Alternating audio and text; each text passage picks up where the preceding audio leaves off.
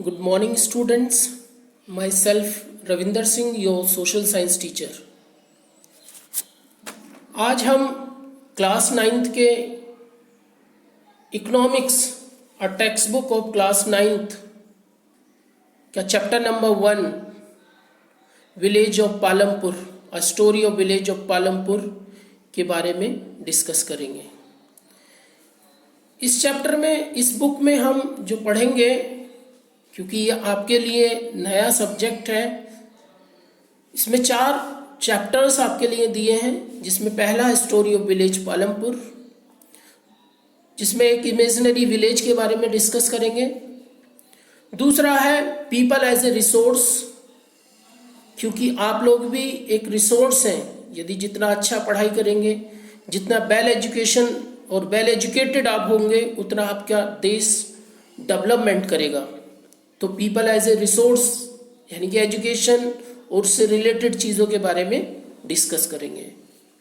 Chapter number 3 poverty as a challenge यानी कि गरीबी और उसकी चुनौती के बारे में हम डिस्कस करेंगे, क्योंकि इंडिया एक डेवलपिंग कंट्री है और इंडिया में लगभग 24 से 25% लोग गरीबी रेखा से नीचे ज़िंदगी जी रहे हैं।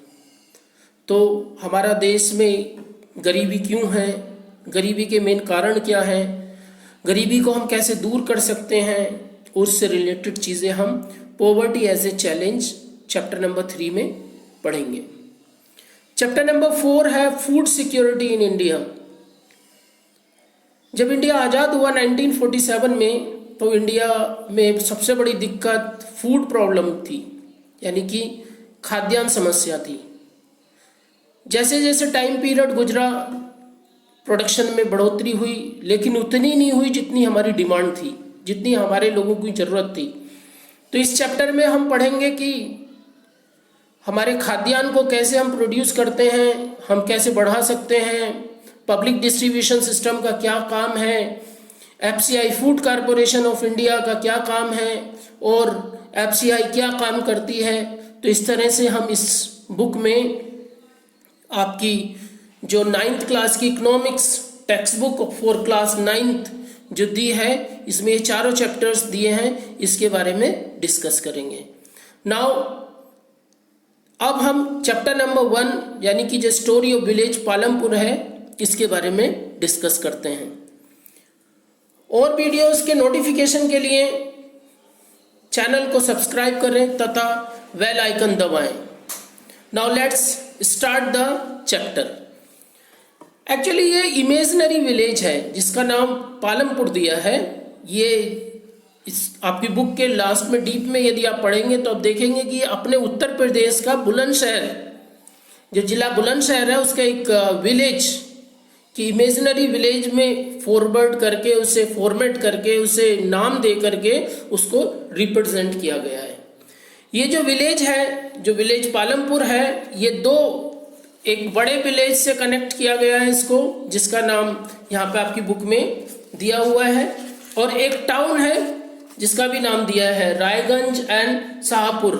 ये दोनों, एक टाउन और एक विलेज, दोनों उसके नेबरिंग या विलेज एंड टाउन है।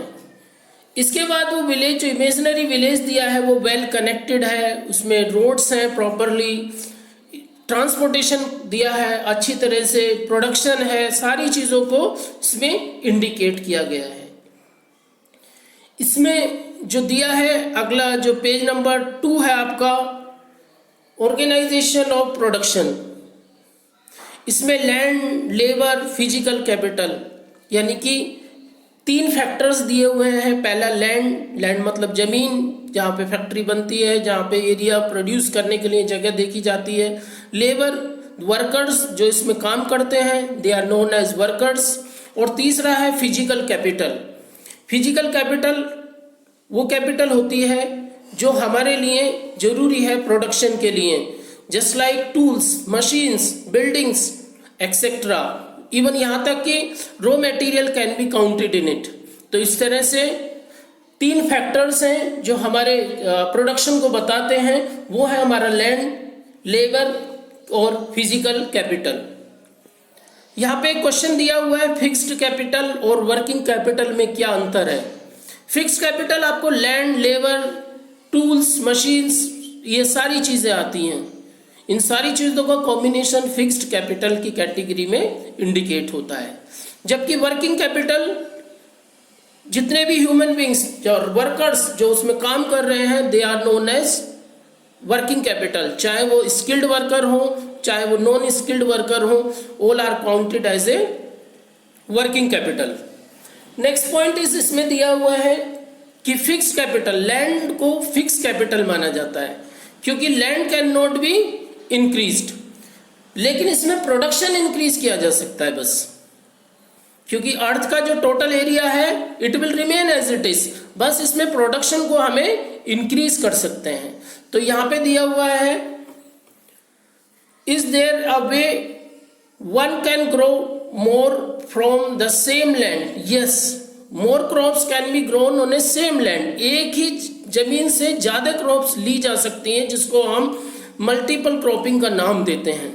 लेकिन इसको लेने के लिए हमें इलेक्ट्रिसिटी प्रॉपर चाहिए, इरिगेशन फैसिलिटी चाहिए और दूसरी चीजें जैसे सीड्स एंड दूसरी वेराइटीज का होना जरूरी है। तो विलेज ऑफ पालमपुर, पालमपुर के जो लोग हैं वो यही काम करते हैं, वो एक से ज्यादा क्रॉप्स का प्रोडक्शन एट ए टाइम ले लेते हैं। उनके यहाँ पे सीजन वाइज क्रॉप्स में डिवाइड किया उन लोगों ने, जैसे kharif crop it is given here and rabi crop. यदि हम राबी क्रॉप का टाइम पीरियड देखें तो October, rabi crop specially, rabi crop October में सीडिंग की जाती है और अप्रैल और मई में इसकी हार्वेस्टिंग होती है। गेहूं इसके लिए सूटेबल एग्जाम्पल है। खारिफ क्रॉप जब आप स्कूल आते हैं जून जुलाई में, और जब स्कूल के बाद आप यहाँ स्टडी करते हैं और हाफ ईयरली के एग्जाम्स देते हैं अक्टूबर नवंबर में, तब इसकी हार्वेस्टिंग की जाती है। इसके लिए चावल, चावल is the suitable example for kharif crop. आप इसको एक बार पढ़ेंगे तो आपको इसमें समझ में आ जाएगा, क्योंकि ये इतना डिफिकल्ट चैप्टर नहीं है। यहाँ पे टेबल में दिया है कि इंडिया ने प्रोडक्शन में किस तरह से डेवलपमेंट किया और कितना प्रोडक्शन किया, मिलियंस में, हेक्टेयर्स में जो एरिया दिया उसमें दिया हुआ है। इसको एक बार पढ़ लेना, इसमें टेबल दिया है और बार ग्राफ दोनों में दिया हुआ है। If you will read it you will understand it. Now the next point is given here in it, that is, now one more table it is given here, you can go through about it also. Now how is the land distributed between the farmers of Palampur? यानी कि पालमपुर में जो farmers है उनकी land कैसे distributed है। इसमें 450 families दी हैं विलेज पालमपुर में। इन 450 फैमिलीज में से लगभग 150 फैमिलीज वो हैं जो गरीब हैं, दे belongs from a very low family, poor हैं, दलित्स हैं, और दूसरे अदर बैकवर्ड क्लासेस के लोग हैं। इसमें से कुछ फैमिलीज ऐसी हैं जिनके पास थोड़ा सा छोटा सा लैंड एरिया है, और कुछ फैमिलीज ऐसी हैं जो जिनके पास 2 हेक्टेयर से ज्यादा जमीन है। यानी कि 3 कैटेगरी में बाइफर्केशन है यहाँ पे। एक तरफ 150 फैमिलीज, एक 250 फैमिलीज, और बाकी बची हुई लगभग 80 फैमिलीज। इस तरह से ये 3 लेवल पे इसको डिवाइड किया गया है। जो 150 फैमिलीज हैं, यहाँ से ही लेबर का सप्लाई भी इसी जगह से होती है, क्योंकि लेबर के लिए, काम करने के लिए लेबर के ज़्यादातर बड़े फार्मर्स को ज़रूरत होती है, वो इसी जगह से उन्हें मिलती है। यहाँ पे विलेज पालमपुर का टोटल एरिया दिया गया, वहाँ पे खेती कितनी बड़े और छोटे, देखिए यहाँ पे छोटे छोटे प्लॉट दिए हुए हैं, यहाँ पे बड़ी जमीन दी है, फिर इस तरह से दूसरी है, इधर मिडिल क्लास है। इस तरह से इन्होंने इसको डिवाइड किया है। जो फार्मर्स हैं वो इस तरह से अपनी खेती करते हैं। पहले वो प्लॉइंग करते हैं, यानी कि जो बड़े किसान हैं वो ट्रैक्टर से जोतते हैं, जो छोटे किसान हैं वो एनिमल पावर का यूज़ करते हैं। उसके बाद वो सीधा सीडिंग डालते हैं, मतलब बीज डालते हैं। उसके बाद ये लोग पेस्टिसाइड्स, दूसरी चीज़ों का इस्तेमाल करते हैं, और लास्ट में वो हार्वेस्टिंग करते हैं। हार्वेस्टिंग के बाद करने के बाद उसको फिर से प्लॉइंग कर देते हैं, जोत देते हैं खेत को। इस तरह से वो अपनी लाइफ को इस तरह से प्रोडक्शन वो लेते हैं। नाउ यहाँ पे दिया हुआ है ग्राफ 1.1, एक बार आप इसको पढ़ेंगे तो आपको समझ में आ जाएगा डिस्ट्रीब्यूशन किस तरह से है।